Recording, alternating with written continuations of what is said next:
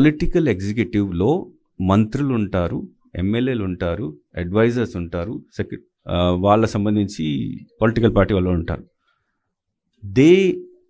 They are the person who are going to contest the election, they are the person who are going to fight the election. మంత్రికి salary వస్తుంది కాబట్టి ఆయన fight చేయకు ఇట్లా ఏమి ఉండదు కదా.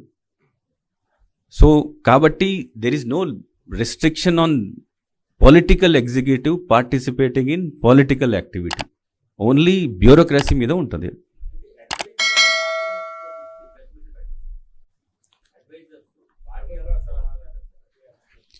As I said, I am not going into the terminology advisor. I am say political executive. Political ఎగ్జిక్యూటివ్లో అందరూ ఉంటారు, మంత్రులు ఉంటారు, అడ్వైజర్స్ ఉంటారు. ఆ పొలిటికల్ ఎగ్జిక్యూటివ్ వాళ్ళు పొలిటికల్ పబ్లిసిటీ చేసుకోవచ్చు.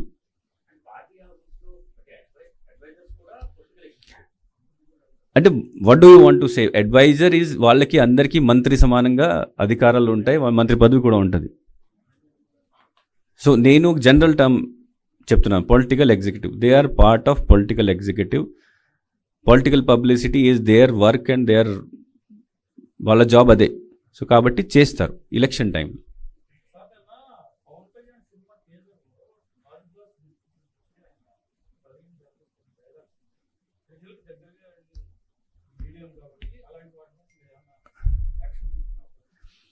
అంటే if any I have not seen it, కాబట్టి నేను దీనిపైన కమెంట్ చేయలేను.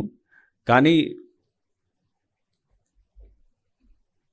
ఆ గ్లాస్ చూపించుకొని దీని ద్వారా పబ్లిసిటీ చేస్తే పొలిటికల్ అడ్వర్టైజ్మెంట్ కింద వస్తుంది. పొలిటికల్ అడ్వర్టైజ్మెంట్ చేసుకోవచ్చు, దర్ ఇస్ నో బ్యాన్ ఏం లేదు. కానీ పొలిటికల్ అడ్వర్టైజ్మెంట్ చేయాలంటే ముందు పర్మిషన్ తీసుకోవాలి. సో ఐఎమ్ నాట్ అవేర్, అది నేను చూడలేదు. చూసిన తర్వాత if it is a political advertisement, అప్పుడు we will issue them a notice to apply for pre certification of that. No, అది నేను because I have not seen it, so నేను comment చేయలేను దీన్ని. బట్ ఎనీథింగ్ విచ్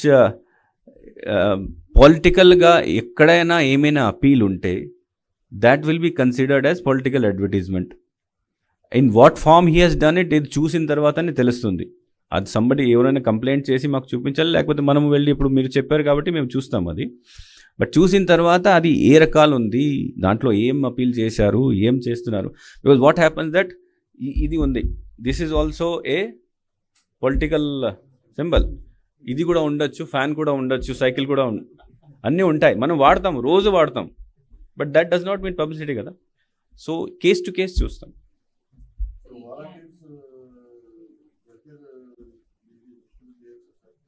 అంటే ఆ issue ECI దృష్టిలో ఉన్నది, కంప్లైంట్ వెళ్ళింది.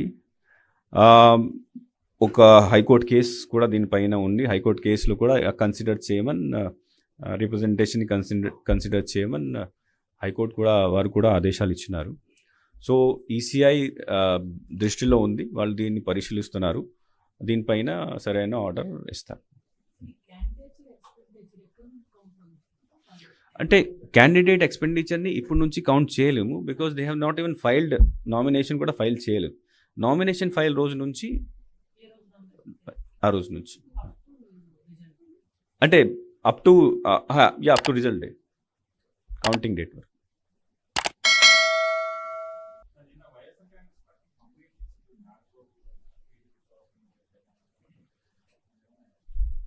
అంటే వైఎస్ఆర్ కాదు, ఎవరైనా కంప్లైంట్ ఇస్తే general we send it to the concern person for immediate enquiry. కొన్ని మనమే ఎక్కడైనా మనము వెరిఫై చేయగలిగితే ఒక డిసిషన్కి వచ్చేసి నోటీస్ ఇస్తాము, కొన్ని కింద లెవెల్ ఆఫీసర్కి పంపిస్తాము. సో నిన్న వచ్చినాయి, ఇంతకుముందు కూడా వచ్చినాయి, బోత్ పార్టీస్ నుంచి వస్తున్నాయి. So we're sending it to the concern person taking action. As soon as we get the report, further action చేయాలి మేము చేస్తాము. ఈ మధ్య జగన్మోహన్ రెడ్డి గారు వాలంటీర్లు పెట్టుకున్నాడు, వాళ్ళందరినీ మీటింగ్లు పెట్టాడు. నేను ఒకటే వాలంటీర్లకు అందరికీ విజ్ఞప్తి చేస్తున్నా, జగన్మోహన్ రెడ్డి నమ్ముకుంటే మీరు జైలుకు పోతారు, జాగ్రత్తగా ఉండమని వాలంటీర్లు కూడా కోరుతున్నా. మీకు కావాలని అభద్రతా భావాన్ని సృష్టిస్తున్నాడు. రేపు తెలుగుదేశం పార్టీ వస్తే ఉద్యోగాలు తీసేస్తామని తప్పుడు ప్రచారం చేస్తున్నాడు. నేను వాలంటీర్లు ప్రజలకు సేవ చేస్తే నేను వ్యతిరేకం కాదు. కానీ వాలంటీర్లు వైఎస్ఆర్ కాంగ్రెస్ పార్టీకి సేవ చేస్తే కబద్దారు వదిలిపెట్టమని మరొక్కసారి విజ్ఞప్తి చేస్తున్నా. మీరు ప్రజలకు సేవ చేయండి, అందుబాటులో ఉండండి, రాజకీయాలు వద్దు. మీరు కూడా మంచి పని చేయండి.